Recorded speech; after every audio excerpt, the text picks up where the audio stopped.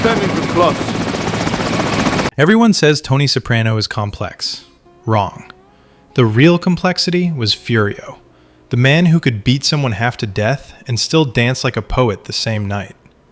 In the grand carnival of moral decay that the Sopranos calls New Jersey, Furio Junta enters like a blast of cold air from Naples, disciplined, ruthless, and almost elegant in his efficiency. While the local wise guys groan about doing their jobs as if shaking down debtors were a spiritual burden, Furio attacks the task with the composure of a craftsman. Violence for him is not a tantrum, it's a trade. Others whine about having to rough someone up. Furio does it with the same precision as someone folding a linen napkin. It's easy to mistake this for sadism, and early episodes invite that misread. His beatings are brutal, his glare feral, his presence unsettling. Yet underneath that hard Italian leather lies something very un-American for this crew: professionalism. Furio doesn't enjoy violence, he respects it. Furio. Furio? Coming here? He doesn't bark, he bites, only when commanded. He's not an aggressive dog, but a trained one. From the moment he arrives in the United States, the contrast is clear. Tony's men, bloated by complacency and marinara, stagger through life with greasy entitlement.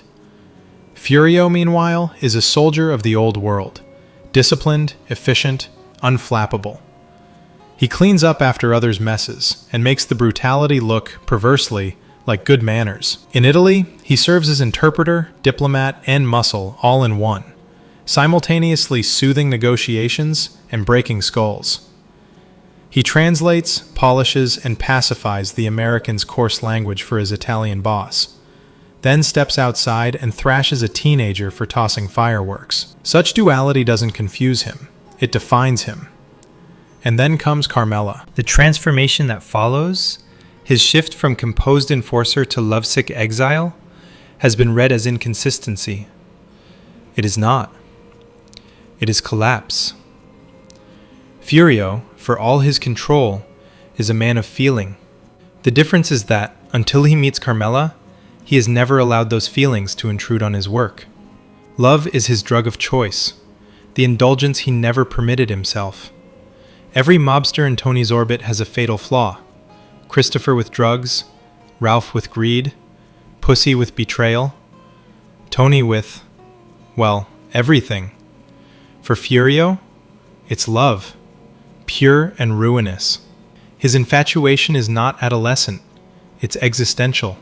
Carmela represents the domestic peace he sees from afar but can never enter. Watching her is watching the life he might have had if he hadn't chosen a profession that stains the hands permanently.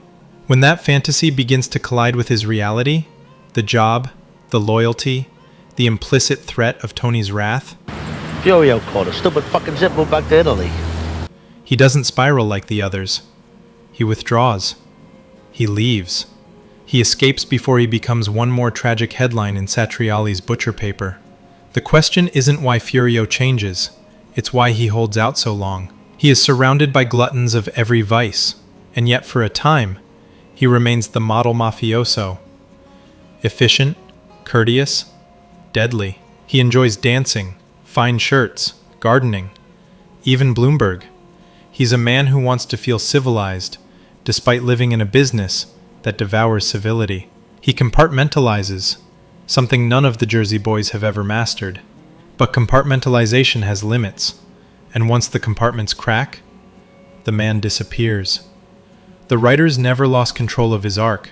They used it to show what happens when control itself becomes untenable. You're standing for plus. Furio's breakdown is not melodrama. It's the logical conclusion of a man who can no longer separate work and heart. When Carmela enters the picture, he doesn't become soft. He becomes human, which is far more dangerous. For someone built on discipline, humanity is a flaw. It's telling that his exit provokes no bloodshed. Tony lets him go, perhaps recognizing that pursuing him across the Atlantic would humiliate everyone involved.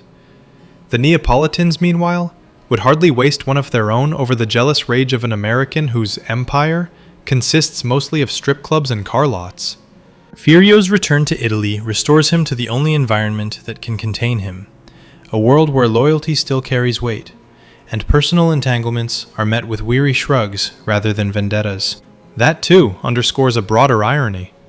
The New Jersey mobsters see themselves as hard men, but their hardness is infantile, a tantrum masquerading as toughness.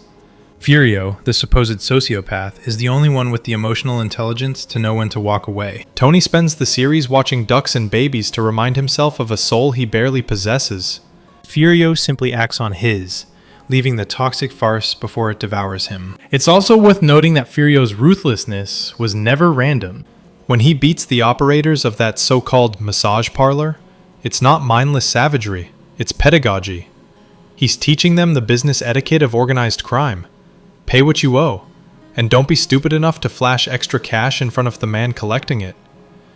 His violence is precise, instructional, and strangely moral within the parameters of his world.